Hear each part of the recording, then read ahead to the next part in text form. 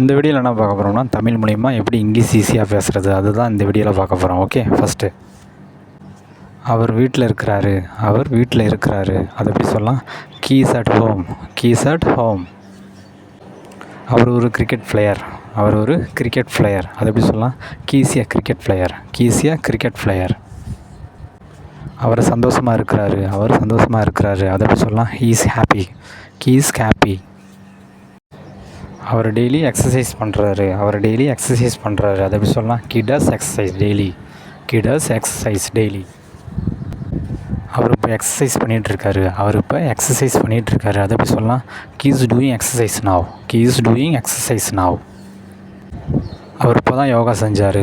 அவர் இப்போ தான் யோகா செஞ்சாருன்னு சொல்கிறோம்ல அதை எப்படி சொல்லலாம்? He has done yoga. He has done yoga.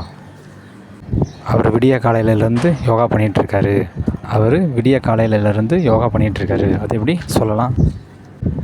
He has been doing yoga since early morning. He has been doing yoga since early morning.